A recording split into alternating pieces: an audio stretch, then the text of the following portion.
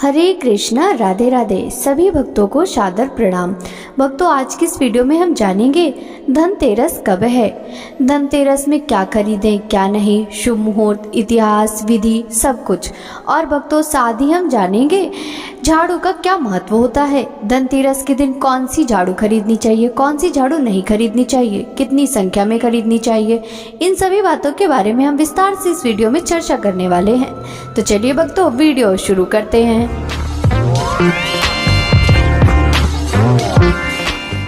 धनतेरस को धन त्रयोदशी भी कहा जाता है और यह हिंदू धर्म को मानने वाले लोगों के लिए एक शुभ अवसर है जो धन और समृद्धि के त्योहार से संबंधित है।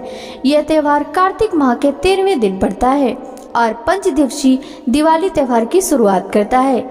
यानी धनतेरस 5 दिवसीय दीपावली त्योहार की शुरुआत का पहला दिन है। धनतेरस का दिन लोगों के लिए पूजा करने और वित्तीय समृद्धि के लिए सबसे ज्यादा महत्वपूर्ण दिन होता है। इसके साथ ही लोग माता लक्ष्मी, भगवान गणेश और भगवान कुबेर की पूजा करते हैं और दिए जलाते हैं। जो लोग इस दिन को अच्छे भाग का प्रतीक मानकर सोने या चांदी की वस्तुएं खरीदते हैं, उनकी धनतेरस पर खरीदी गई वस्तु के हिसाब से ग्रहों की स्थिति मजबूत होती है। कोई भी त्योहार हो या कोई भी शुभ अवसर, उसे मनाने के पीछे कुछ कारण होते हैं। जैसे दिवाली और दशहरा का त्योहार हम इसलिए मनाते हैं क्योंकि इस दिन भगवान राम वन से वापस अयोध्या लौट आए थे और अयोध्या वापसी पर उनके स्वागत के लिए दीप जलाए गए थे। वहीं दशहरे के दिन राम ने रावण को मारा था, इसलिए रावण के पुतले जलाए जाते हैं। इसी प्रकार धनतेरस का भी अपना महत्व है। पौराणिक कथा के अनुसार धनतेरस का संबंध समुद्र मंथन से है, क्योंकि समुद्र मंथन से कार्तिक माह के कृष्ण पक्ष की त्रयोदशी के दिन भगवान धन्वंतरी अपने हाथों में अमृत कलश लेकर प्रकट हुए थे। मान्यताओं के अनुसार षष्ठी में चिकित्सा विज्ञान के विस्तार के लिए भगवान विष्णु ने धन्वंतरी का अवतार लिया था। वे देवताओं के वैद्य भी हैं। इनकी पूजा करने से आरोग्य, सुख, स्वास्थ्य लाभ मिलता है। जबकि 2 दिन बाद लक्ष्मी जी समुद्र मंथन से निकली थी, जिस दिन दिवाली होती है। समुद्र मंथन से जुड़ी कथा के अनुसार ही जब भगवान विष्णु के अवतार भगवान धन्वंतरी प्रकट हुए, तब उनके हाथों में अमृत से भरा कलश यानी घड़ा था। इसी लिहाज से इस दिन बर्तन खरीदने के साथ साथ सोने और चांदी से बने आभूषण खरीदने की परंपरा भी बन गई। मान्यता है कि धनतेरस का तिथि 13 के अंक से खास योग है, क्योंकि इस दिन खरीदी गई चीज 13 गुना फलदायी होती है।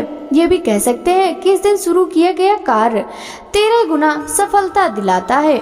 इसके साथ ही हिंदू संस्कृति में माना जाता है कि देवी लक्ष्मी केवल साफ सुथरे घर में ही प्रवेश करती हैं। इसलिए धनतेरस पर लोग देवी लक्ष्मी को अपने निवास में आकर्षित करने और आमंत्रित करने के लिए अपने घरों की सफाई करते हैं, दिए जलाते हैं, रंगोली बनाते हैं और प्रवेश द्वार पर तोरण भी लगाते हैं। कई लोग रात में भगवान यमराज की भी पूजा करते हैं और उनका आशीर्वाद पाने के लिए दीप जलाकर प्रार्थना करते हैं। किसी भी त्योहार को मनाने से पहले उसके पूजन विधि, मुहूर्त और समय का ज्ञान होना अति आवश्यक है। साथ ही अगर वह धन त्रयोदशी त्योहार हो तो खरीदारी के लिए मुहूर्त का जानना भी जरूरी होता है। आप में से बहुत से लोग इस बात को लेकर संशय में होंगे कि धनतेरस कब है, यानी धनतेरस 10 नवंबर 2023 को है या फिर 11 नवंबर 2023 को। तो ऐसे में मैं आपको बता दूं, इस वर्ष धनतेरस कार्तिक मास के कृष्ण पक्ष की त्रयोदशी तिथि को है। इस प्रकार धनतेरस इस वर्ष 10 नवंबर 2023 की दोपहर 12:35 से शुरू होगी और 11 नवंबर की दोपहर 1:57 पर समाप्त होगी। वहीं पूजा का शुभ मुहूर्त शाम 6:02 से लेकर रात 8 बजे तक है। करीब 1 घंटा 58 मिनट तक यह पूजन की अवधि रहने वाली है। हालांकि तिथियों के हेरफेर की वजह से जो लोग धनतेरस का उपवास रखते हैं वह 11 नवंबर को ही रखें, क्योंकि 11 नवंबर की शाम तक प्रदोष काल है और धनतेरस की पूजा प्रदोष काल में ही की जाती है। वहीं खरीदारी का शुभ मुहूर्त धनतेरस के दौरान सोना और चांदी खरीदना शुभ माना जाता है, क्योंकि ऐसा माना जाता है कि यह आपके घर में समृद्धि और सौभाग्य लाता है। ज्योतिषी गणनाओं के अनुसार धनतेरस के दौरान सोना चांदी खरीदने का सबसे अनुकूल समय 10 नवंबर 2023 को दोपहर 2:35 से 11 नवंबर 2023 को सुबह 6:40 के बीच है। वहीं अगर आप इस समय से चूक जाते हैं तभी आप 11 नवंबर 2023 को सुबह 6:40 से दोपहर 1:57 के बीच सोना और चांदी खरीद सकते हैं। धनतेरस पूजा विधि। अगर आपको धनतेरस के दिन भगवान धन्वंतरी, देवी लक्ष्मी और भगवान कुबेर देव की कृपा प्राप्त करनी है तो आपको पूजन के शुभ मुहूर्त पर यानी प्रदोष काल के समय पूजन करना चाहिए। इस दौरान सबसे पहले आपको कुबेर देव और भगवान धन्वंतरी के चित्र की स्थापना करनी चाहिए। साथ ही माता लक्ष्मी और भगवान गणेश की मूर्ति स्थापित करनी चाहिए। फिर भी देवी देवताओं को तिलक लगाएं, पुष्प, फल, मिठाई आदि अर्पित करें और दीपक जलाएं। वहीं रात में हमें भगवान यमराज को प्रसन्न करने के लिए घर के मुख्य द्वार पर 13 दीपक घर में भी जलाने चाहिए।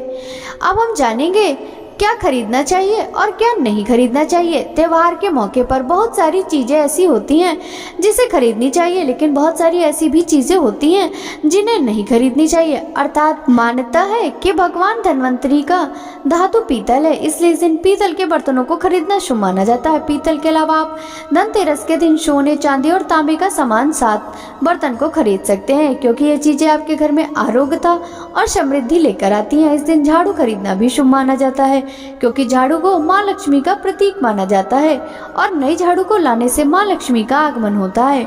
इसके अलावा आप पान के पत्ते, धनिया, लक्ष्मी चरण, लक्ष्मी गणेश की प्रतिमा, खील, बतासे और नए वाहनों, मशीनरी को भी खरीद सकते हैं। धनतेरस का मतलब यह नहीं है कि आप इस दिन सभी चीजों की खरीदारी कर सकते हैं, बल्कि कई ऐसी चीजें होती हैं जिन्हें अशुभ माना जाता है और माता लक्ष्मी जी इन्हें घर में लाने से नाराज होती हैं।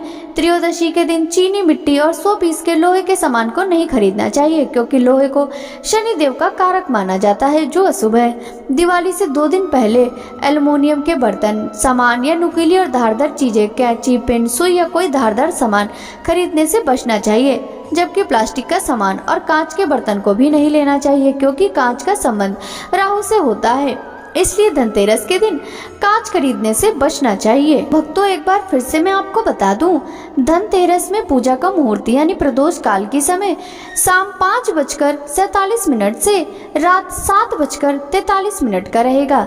वहीं यमदीप मुहूर्त शाम 5:30 से शाम 6:49 का रहेगा। प्रदोष काल का समय 5:30 से शुरू होगा जो रात 8:08 तक रहेगा। वहीं वृषभ काल उस दिन शाम 5:47 से रात 7:43 तक रहेगा। धनतेरस पर खरीदारी करने का मुहूर्त 10 नवंबर 2023 को दोपहर 12:35 से 11 नवंबर को दोपहर 1:57 तक रहने वाला है। धनतेरस के दिन आप झाड़ू खरीदने जा रहे हैं तो दिन के समय झाड़ू न खरीदें, बल्कि शाम के समय झाड़ू खरीदें। दरअसल धनतेरस के दिन प्रदोष काल में ही झाड़ू की खरीदारी करना शुभ रहता है। धनतेरस के दिन जो आप झाड़ू खरीद कर लाएं, उसे छिपाकर ऐसी जगह पर रख दें जहां किसी की भी नजर न जाए। साथ ही इसका प्रयोग तुरंत न करें, बल्कि दिवाली के बाद इस झाड़ू का इस्तेमाल करना चाहिए। साथ ही इस बात का ख्याल रखें कि झाड़ू पर पैर नहीं लगना चाहिए। इसी के साथ जो झाड़ू आप धनतेरस के दिन खरीद कर लाएं, उस पर दिवाली के दिन फूल और अक्षत दें। इसके बाद देवी लक्ष्मी से प्रार्थना करें कि हमारे घर से दरिद्रता और नकारात्मकता चली जाए और घर परिवार में सुख समृद्धि का वास हो। साथ ही इस बात का भी विशेष ख्याल रखें कि अपने घर की झाड़ू किसी को भी न दें। इसके अलावा इस बात का भी ख्याल रखें कि अगर आप दिवाली के आसपास घर मकान बदल रहे हैं तो वहां से निकलने से पहले झाड़ू जरूर लगाएं और अपनी झाड़ू साथ भी लेकर आएं। ऐसा करने से लक्ष्मी सदैव बनी रहती हैं। धनतेरस पर झाड़ू खरीद रहे हैं और वह इस्तेमाल के बाद छोटी हो जाए तो उसे जलाएं या फेंके नहीं, बल्कि भूमि में दबा दें या फिर जल में प्रवाहित कर दें। इस बात का भी ख्याल रखें कि जो झाड़ू आप धनतेरस पर खरीद रहे हैं उसका इस्तेमाल घर के बाहर साफ सफाई में न करें, उसका प्रयोग घर के अंदर ही करें। धनतेरस पर सीकों वाली या फूलों वाली अच्छी मजबूत झाड़ू खरीदना चाहिए। ऐसी झाड़ू खरीदे जो हाथ से बनाई गई हो। झाड़ू लाए तो उस पर सफेद रंग का धागा बांध दे, जिससे माँ लक्ष्मी आपके घर पर बनी रहे। धनतेरस के दिन विषम संख्या में झाड़ू खरीदनी चाहिए, जैसे 3, 5 या 7 झाड़ू खरीदें। कम से कम 3 झाड़ू अलग अलग कार्यों के लिए खरीदना चाहिए। धनतेरस पर खरीदी गई झाड़ू से दिवाली के दिन मंदिर में साफ सफाई करना शुभ माना जाता है। शुभ मुहूर्त में झाड़ू की माता लक्ष्मी की तरह पूजा करें। उसको हल्दी, कुमकुम और चावल लगाएं। उस पर सफेद रंग का धागा बांधें, जिससे माँ लक्ष्मी आपके घर में बनी रहे। धनतेरस के दिन झाड़ू खरीदने से आर्थिक संपन्नता बढ़ती है, लेकिन इस दिन यूं ही कोई भी झाड़ू न खरीद लाएं। इस दिन केवल सीख वाली या फूल झाड़ू ही खरीदनी चाहिए। लाई गई झाड़ू को किचन या बेडरूम के अंदर न रखें। इसे पलंग के नीचे या पैसों की अलमारी के आसपास भी न रखें। घनी झाड़ू खरीदनी चाहिए। झाड़ू खरीदते वक्त ध्यान रहना चाहिए कि वह पतली या मुरझाई सी ना हो। उसकी तीलियां अच्छी कंडीशन में होनी चाहिए और ये जितनी ज्यादा घनी होगी उतना ही अच्छा होगा। इसकी तीलियां टूटकर इधर उधर नहीं बिखरनी चाहिए और तीलियां साफ सुथरी व मजबूत होनी चाहिए।